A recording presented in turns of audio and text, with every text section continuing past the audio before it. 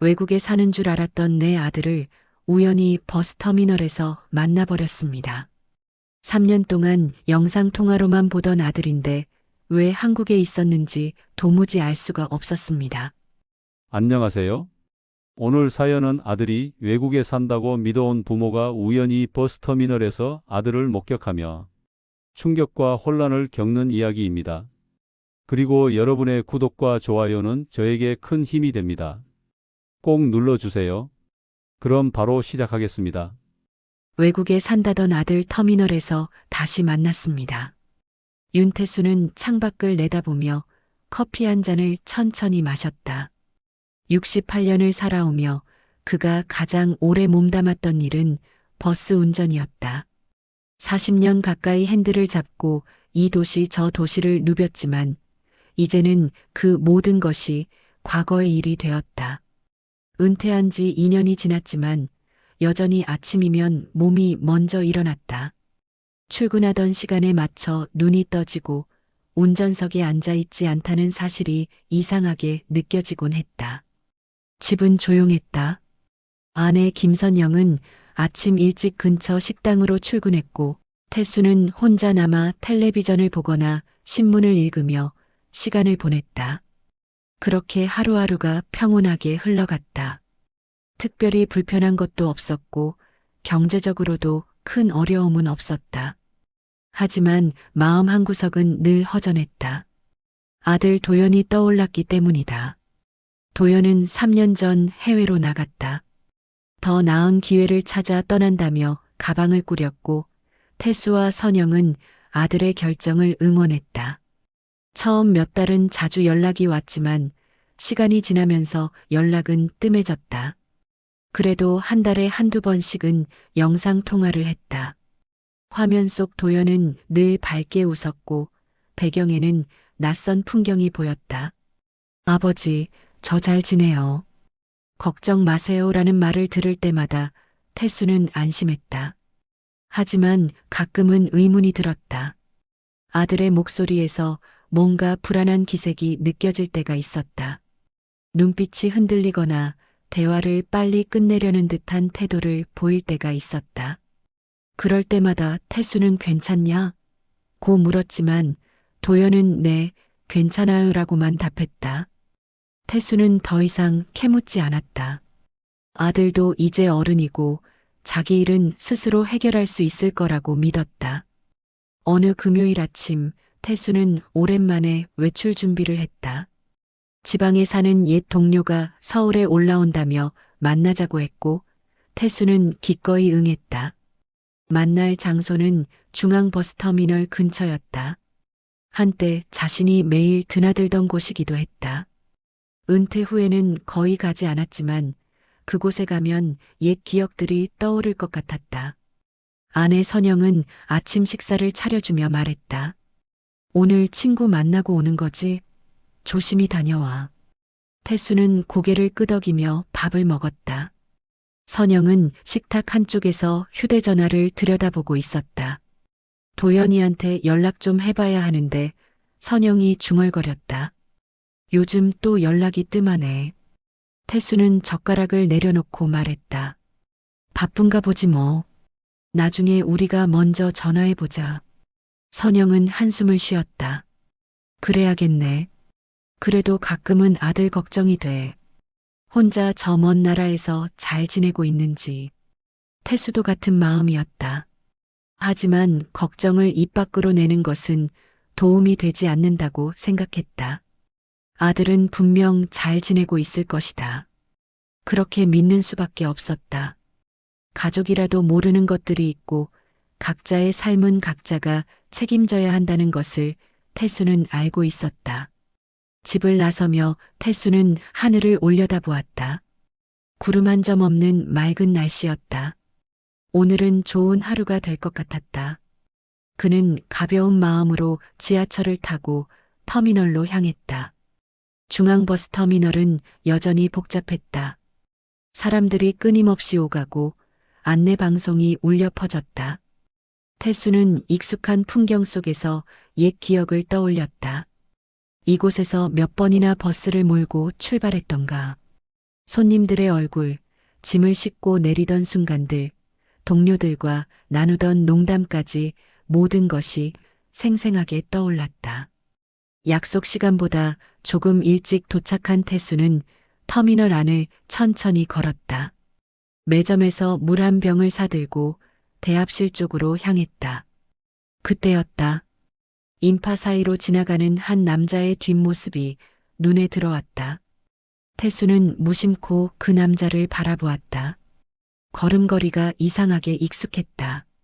어깨를 약간 구부정하게 하고 걷는 모습, 한 손을 주머니에 넣고 걷는 습관, 고개를 살짝 숙이며 앞을 보는 자세까지. 태수의 가슴이 뛰기 시작했다. 저건 도연이 걸음인데? 아니, 설마. 태수는 고개를 저었다. 도연은 지금 해외에 있다.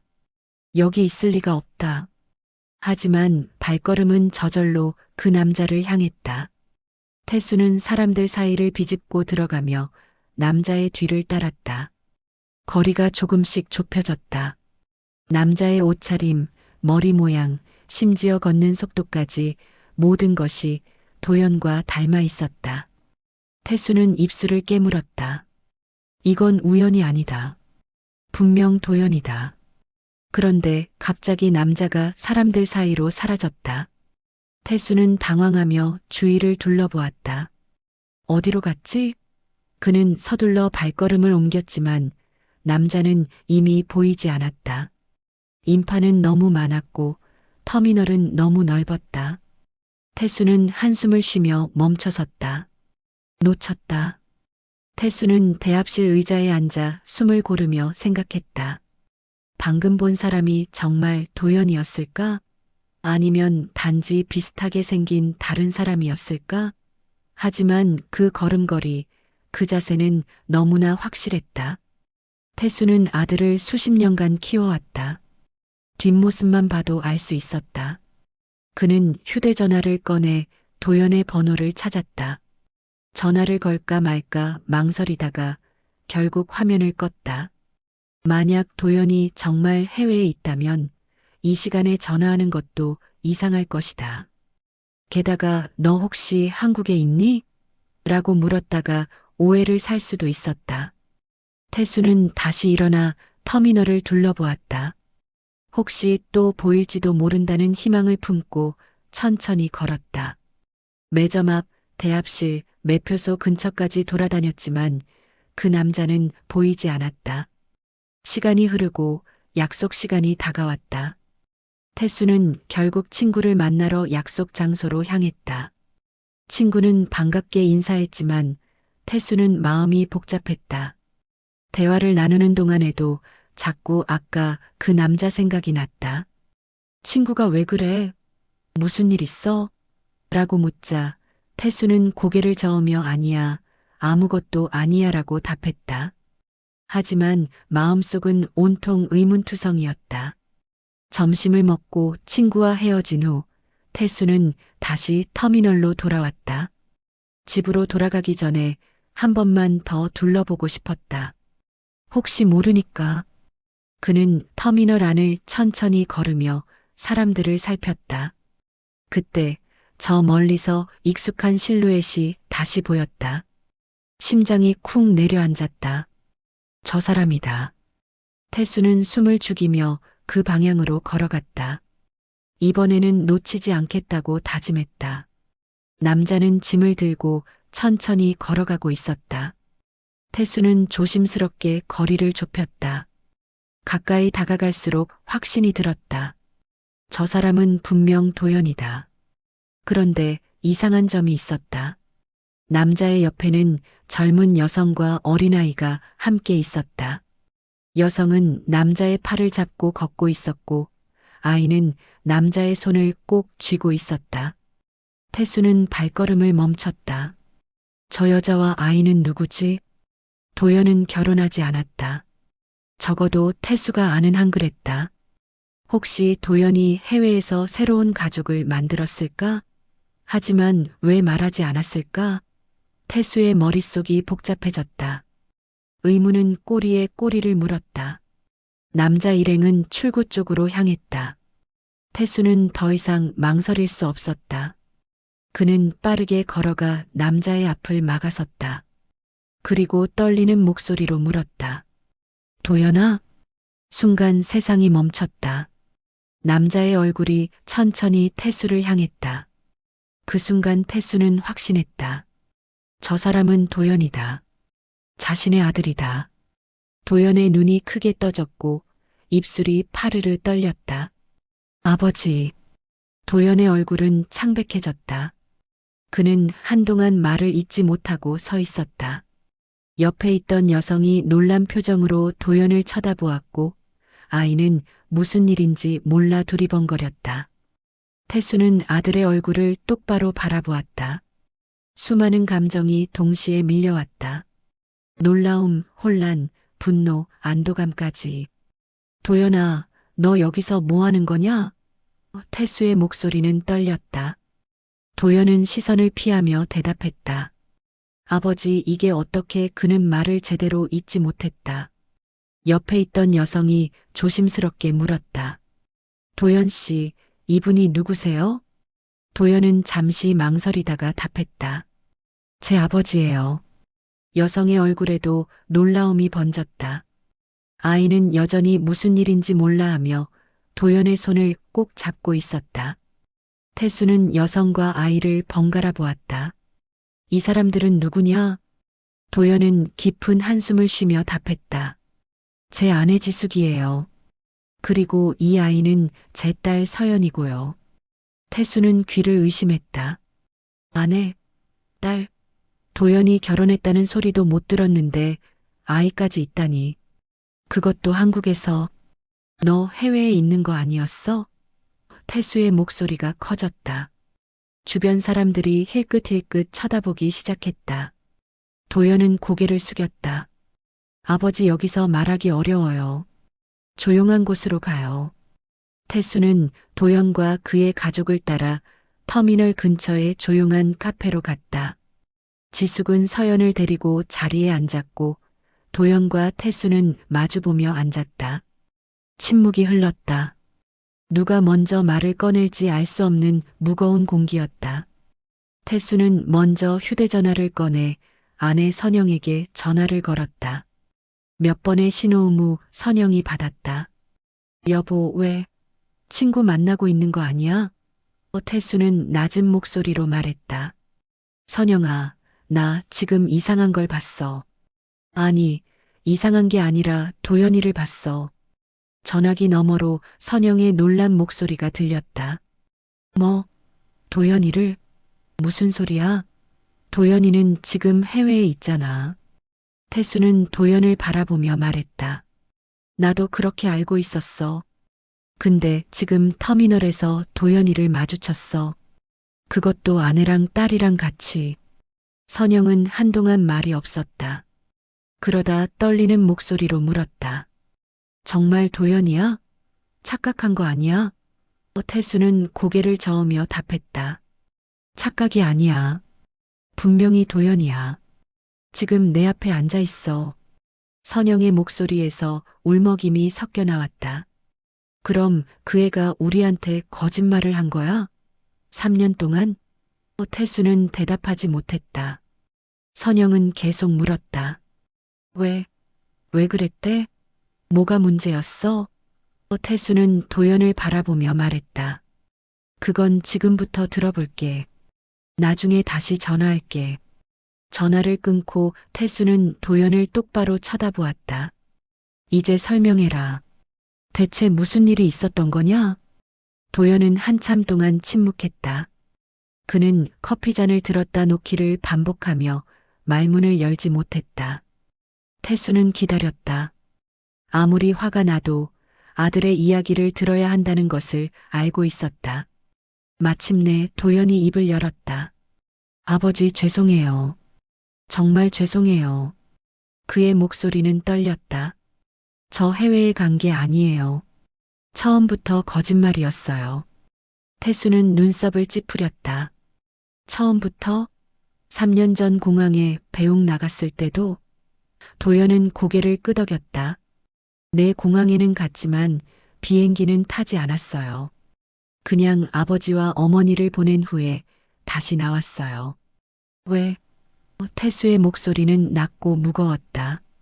왜 그런 거짓말을 했냐? 도연은 깊은 한숨을 쉬었다. 그때 사업이 실패했어요. 친구와 함께 시작한 일이었는데 투자금도 날리고 빚까지 지게 됐어요. 금액이 커서 감당할 수가 없었어요. 그는 말을 이었다. 아버지한테 말씀드리면 걱정하실 게 뻔했고 또 도움을 주시려고 하실 거잖아요. 그런데 저는 아버지한테 짐이 되고 싶지 않았어요. 태수는 주먹을 불끈 쥐었다. 그래서 거짓말을 한 거냐? 해외에 있는 척 하면서 내 도연의 목소리는 점점 작아졌다. 해외에 있다고 하면 자주 연락하지 않아도 이상하지 않을 것 같았어요. 그리고 제가 힘든 모습을 보이지 않아도 되잖아요. 태수는 아들의 말을 들으며 여러 감정이 교차했다. 분노도 있었지만 동시에 안타까움도 밀려왔다. 도연은 계속 이야기를 이어갔다. 빚을 갚기 위해 여러 일을 했어요. 낮에는 공사장에서 일하고 밤에는 편의점 알바를 했어요. 지숙이도 힘들어했지만 같이 견뎌줬어요. 도연은 옆에 앉은 지숙을 바라보았다. 지숙은 조용히 고개를 숙이고 있었다. 그러던 중에 서연이가 태어났어요. 저는 아버지한테 손주가 생겼다는 걸 말씀드리고 싶었어요. 하지만 제 상황을 설명할 자신이 없었어요. 거짓말이 계속 쌓여갔고 이제는 어떻게 진실을 말해야 할지 몰랐어요. 태수는 손주를 바라보았다. 서연은 엄마 품에서 조용히 앉아 있었다. 저 아이가 자신의 손주라니. 3년 동안 존재조차 몰랐던 손주. 태수의 가슴이 먹먹해졌다. 도연아, 태수의 목소리가 떨렸다. 너는 우리가 그렇게 무서웠냐? 내 실패를 받아들이지 못할 부모라고 생각했냐? 도연은 고개를 들어 아버지를 바라보았다. 눈가에 눈물이 맺혀 있었다. 아니에요, 아버지. 무서운 게 아니라 실망시키고 싶지 않았어요. 아버지는 평생 성실하게 사셨잖아요. 저도 그렇게 살고 싶었는데 실패했어요. 그게 너무 부끄러웠어요. 태수는 눈을 감았다. 아들의 마음이 이해되면서도 동시에 화가 났다. 내가 실패한 게 문제가 아니야. 거짓말을 한 게 문제지. 우리를 속이고 손주까지 숨긴 게 문제란 말이야. 10. 반전. 도연은 고개를 숙였다. 정말 죄송해요. 저도 알아요. 제가 잘못했다는 거. 하지만 말할 기회를 찾지 못했어요. 시간이 지날수록 더 어려워졌어요. 태수는 한숨을 쉬며 의자에 기댔다. 머릿속이 복잡했다. 3년 동안 해외에 있다고 믿었던 아들이 사실은 한국에 있었고 결혼도 하고 아이까지 낳았다. 그 모든 일을 혼자 겪으며 부모에게 한마디도 하지 않았다. 빚은 다 갚았냐? 태수가 물었다. 도연은 고개를 저었다. 아직 절반 정도 남았어요. 하지만 지금은 괜찮아요. 정규직 일자리를 얻었고 지숙이도 파트타임으로 일하고 있어요. 천천히 갚아나가고 있어요. 태수는 도연의 얼굴을 자세히 바라보았다. 3년 전보다 훨씬 수척해 보였다. 얼굴에는 피로가 가득했고 손은 거칠어져 있었다. 아들이 얼마나 힘들게 살아왔는지 한눈에 보였다. 왜 진작 말하지 않았냐? 태수의 목소리에 힘이 빠졌다. 우리가 도와줄 수도 있었잖아. 도연은 고개를 저었다. 아버지도 은퇴하셨고 여유가 많지 않으시잖아요. 제 빚을 아버지한테 떠넘기고 싶지 않았어요. 제가 만든 문제니까 제가 해결하고 싶었어요. 태수는 아무 말도 하지 못했다. 아들의 마음을 이해하면서도 동시에 섭섭함이 밀려왔다. 가족이라면 함께 짐을 나눠야 하는 게 아닌가. 혼자 모든 걸 짊어지려 한 아들이 안쓰러우면서도 부모를 믿지 못한 것 같아 상처가 됐다. 태수는 자리에서 일어났다. 나 좀 바람 쐬고 올게. 그는 카페 밖으로 나가 찬 공기를 들이마셨다. 가슴이 답답했다. 어떻게 받아들여야 할지 알 수 없었다. 휴대전화가 울렸다. 선영이었다. 태수는 전화를 받았다.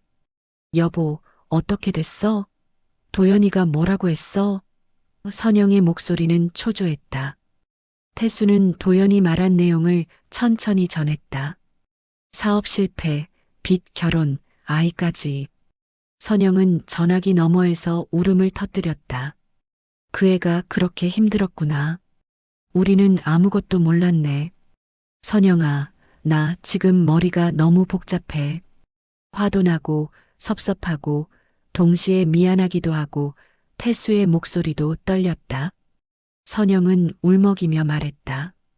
우리가 뭘 잘못한 걸까? 아들이 우리한테 말하지 못할 만큼 우리가 무서운 부모였을까? 아니야, 그게 아니야. 태수는 고개를 저었다. 도연이는 우리를 걱정한 거야. 짐이 되고 싶지 않았던 거고. 하지만 그래도 말했어야지. 가족인데. 선영은 한참 동안 울다가 물었다. 손주도 있다며? 여자아이? 태수는 응이라고 짧게 답했다. 서연이래. 귀여운 아이야. 선영의 목소리가 떨렸다. 나도 보고 싶어. 손주를 본 적도 없는데 태수는 지금 카페에 있어. 같이 와라고 말했다. 선영은 알았어. 지금 갈게라고 답하고 전화를 끊었다. 태수는 다시 카페 안으로 들어갔다. 도연은 여전히 고개를 숙이고 앉아 있었고 지숙은 서연을 안고 있었다. 태수는 자리에 앉으며 말했다. 내 엄마가 오고 있어. 곧 도착할 거야. 도연은 놀란 표정으로 고개를 들었다. 어머니도 오세요? 태수는 고개를 끄덕였다. 당연하지. 손주도 봐야 하고.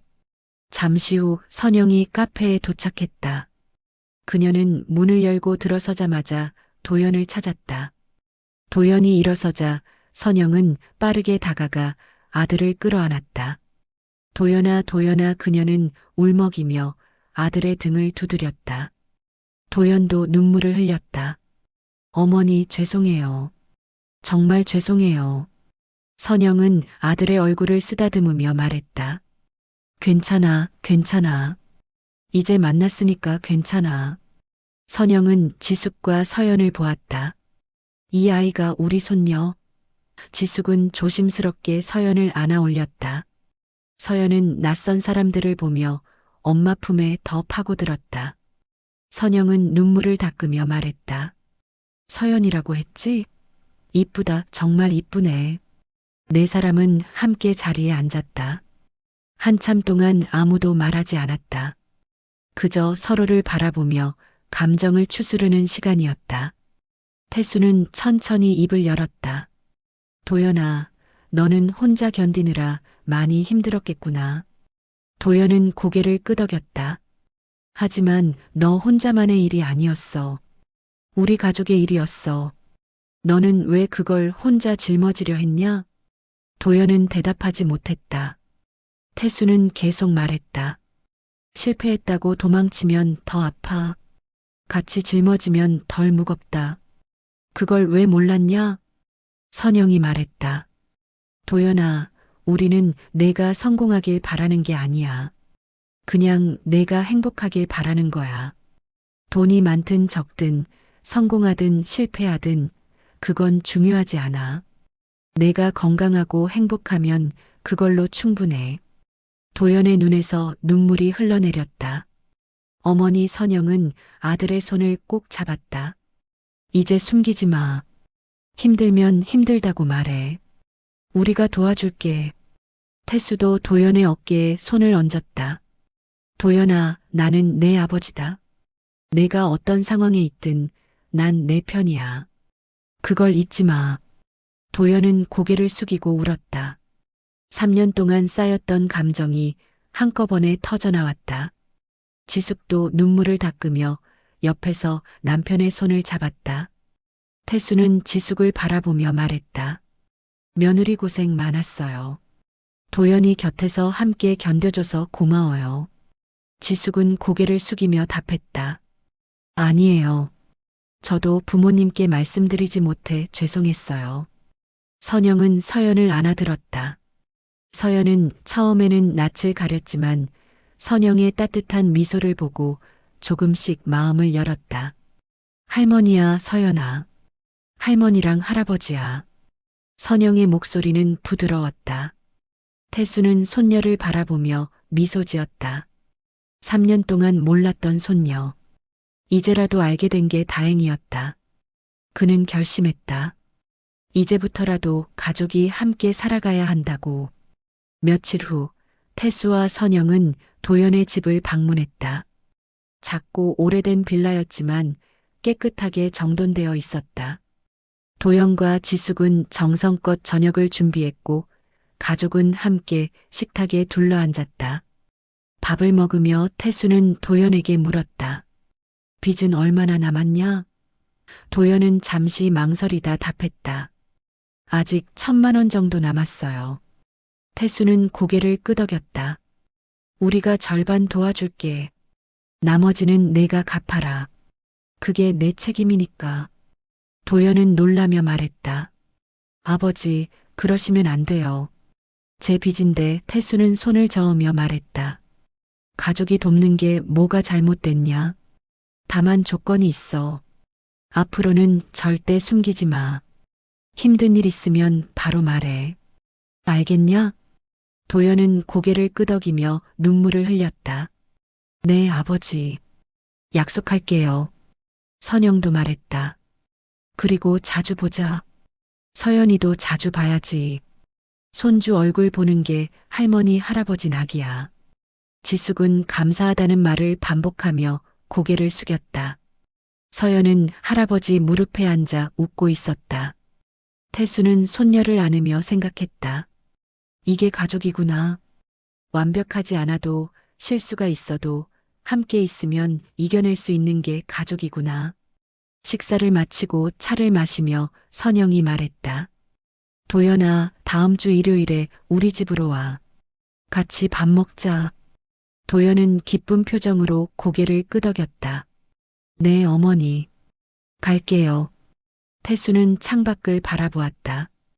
밤하늘에는 별이 반짝이고 있었다. 지난 3년은 힘든 시간이었지만 이제는 새로운 시작이었다. 늦었지만 다시 시작하는 것도 가족이다. 몇 주가 지나고 가족은 다시 태수의 집에 모였다. 선영은 정성껏 음식을 준비했고 도연과 지숙은 손수 만든 떡을 가져왔다. 서연은 할아버지 할머니에게 익숙해져 웃으며 뛰어다녔다. 식탁에 둘러앉아 밥을 먹으며 태수는 말했다. 이렇게 모여 있으니까 좋구나. 선영도 미소 지으며 답했다. 그러게. 오래전 모습으로 돌아간 것 같아. 도연은 아버지를 바라보며 말했다. 아버지, 그동안 정말 죄송했어요. 그리고 감사해요. 태수는 고개를 저으며 말했다. 이제 그만하자. 과거는 과거야. 앞으로가 중요해. 서연이 할아버지에게 다가와 말했다. 할아버지, 저 이따가 또 올게요. 태수는 손녀의 머리를 쓰다듬으며 웃었다. 그래, 자주 와라. 할아버지가 맛있는 거 많이 사줄게. 식사를 마치고 설거지를 하며 선영과 지숙은 이야기를 나눴다. 며느리 힘들면 언제든지 우리한테 말해요. 우리가 서연이 봐줄 수도 있고. 지숙은 감사하다며 고개를 숙였다. 어머님, 정말 감사해요. 저녁이 되어 도연 가족이 돌아갈 준비를 하자 태수와 선영은 문 앞까지 배웅했다. 조심히 들어가. 다음 주에 또 보자. 도연은 인사하며 차에 올랐다. 차가 멀어지는 모습을 보며 태수는 선영의 손을 잡았다. 여보, 우리 이제 손주도 생기고 가족도 다시 모였네. 선영은 남편의 손을 꼭 잡으며 말했다. 그러게. 힘든 일도 있었지만 이렇게 다시 시작할 수 있어서 다행이야. 두 사람은 집 안으로 들어가며 창밖을 바라보았다. 밤하늘은 여전히 별빛으로 가득했고 집안은 따뜻한 온기로 채워져 있었다. 가족이란 이런 것이구나. 실수도 하고 상처도 주지만 결국엔 서로를 이해하고 용서하며 함께 나아가는 것. 그것이 진정한 가족이었다. 태수는 소파에 앉아 차 한 잔을 마시며 생각했다. 그날 터미널에서 아들을 마주친 것은 우연이었을까? 아니면 운명이었을까? 어쨌든 그 순간 덕분에 잃어버린 가족을 되찾았다. 이제 남은 시간은 함께 채워나가면 되는 것이다. 선영은 옆에 앉아 말했다. 여보, 우리 행복하자. 태수는 고개를 끄덕이며 미소 지었다. 그래, 우리 행복하자. 그렇게 두 사람은 조용히 밤을 보냈다. 그날 식탁에 앉은 우리는 오래전 모습으로 돌아가 있었습니다. 비록 시간은 흘렀지만 가족이라는 끈은 여전히 우리를 이어주고 있었습니다. 그리고 앞으로도 계속 이어질 것입니다.